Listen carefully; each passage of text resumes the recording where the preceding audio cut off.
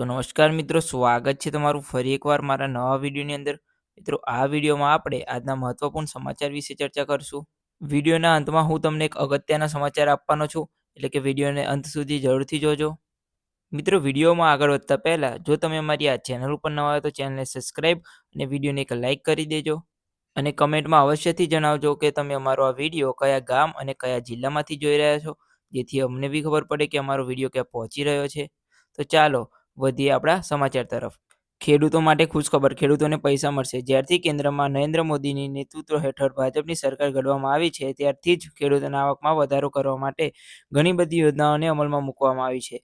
કેન્દ્ર સરકાર દ્વારા ખેડૂતની આવકમાં વધારો કરવા માટે સબસિડી, પાક ઉગાડવા માટે 3 હપ્તામાં 6,000 રૂપિયાની સહાય સુધી તેમજ કૃષિ ક્ષેત્રથી જોડાયેલા દરેક ક્ષેત્રને આગળ વધારવા માટે કામ કરવામાં આવી રહ્યું છે. અને ભવિષ્યમાં ખેડૂતો માટે વધારે સારી એવી યોજનાઓ આવી શકે તેમ છે. હવે વાત કરીએ આગળના સમાચારની. Ration card QR code system. ગુજરાતમાં રેશન કાર્ડ ધારકો માટે મોટી રાહતના સમાચાર છે. હવે સસ્તા અનાજની દુકાને કલાકે સુધી લાઇનમાં ઊભા રહેવાની કે સર્વર ડાઉન હોવાના કારણે ધક્કા ખાવાની સમસ્યાનો અંત આવશે. રાજ્ય સરકાર દ્વારા અનાજ વિતરણ વ્યવસ્થામાં આધુનિક ટેકનોલોજીનો ઉપયોગ કરીને એક નવી પહેલ શરૂ કરવામાં આવી છે, જે અંતર્ગત લાભાર્થીઓ માત્ર ક્યુઆર કોડ સ્કેન કરીને પોતાનું અનાજ મેળવી શકશે. હવે વાત કરીએ આગળના સમાચારની. નમો લક્ષ્મી યોજનામાં દીકરીઓને મળશે 50,000 રૂપિયા. ગુજરાત સરકાર દ્વારા શરૂ કરાયેલી આ યોજનામાં દીકરીઓને ધોરણ 9 થી 12 ભણતર ચાલુ રાખવા મદદ કરે છે. કુલ 50,000ની શિષ્યવૃત્તિ સીધી, સ્પષ્ટ અને સમયસર મદદ. કોઈ ખોટી વાત નહીં, કોઈ મોટા વચનો નહીં, બસ એક સાચો પ્રયાસ દીકરીઓના ભવિષ્ય માટે. હવે વાત કરીએ આગળના સમાચારની. 2022મો હપ્તો ક્યારે? પીએમ કિસાન સન્માન નિધિ યોજના અપડેટ. પ્રધાનમંત્રી કિસાન યોજના અંગે એક સારા સમાચાર છે. 21મો હપ્તો નવેમ્બર 2025માં ખેડૂતોના ખાતામાં પડ્યો હતો.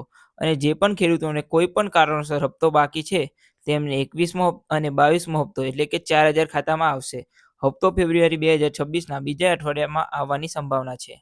મિત્રો, ઘણી એવી અફવાઓ છે કે હવે પીએમ કિસાન યોજનામાં હપ્તો વધારીને 4,000 કરવામાં આવ્યો છે, પણ આ તદ્દન ખોટી વાત છે. આ જાતનું કોઈ ઓફિશિયલ અપડેટ આવ્યું નથી.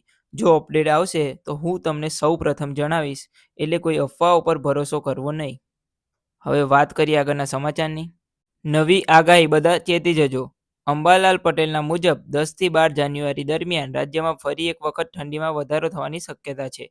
અને ખાસ કરીને સવાર અને સાંજના સમયે ઠંડી વધુ અનુભવાઈ શકે છે. આ દરમિયાન વાદળછાયા વાતાવરણ સાથે કેટલાક વિસ્તારોમાં હળવો વરસાદ અથવા માવઠું પડવાની સંભાવના છે. ખેતી સાથે સંકળાયેલા લોકો માટે આ સમયગાળો ખાસ મહત્વનું બની શકે છે. ધુમ્મસ કારણે વિઝિબિલિટી ઘટતા વાહન વ્યવહાર પર અસર થઈ શકે છે. હવે વાત કરીએ આજના અંતિમ સમાચારની. ખેડૂતોના પૈસા લૂંટાશે, સાવધાન. પીએમ કિસાનની ખોટી એપ્લિકેશન વોટ્સઅપ પર ફરી રહી છે. મહિને 6,000 રૂપિયાની મદદ આપવાનો વાયદો કરે છે. આ એક સાયબર ફ્રોડ છે. લિંક પર ક્લિક કરતા જ તમારા બેંક ખાતામાંથી પૈસા ઉપાડી લેવામાં આવશે. કૃપા કરીને આ પ્રકારની કોઈ શંકાસ્પદ લિંક ખોલતા નહીં.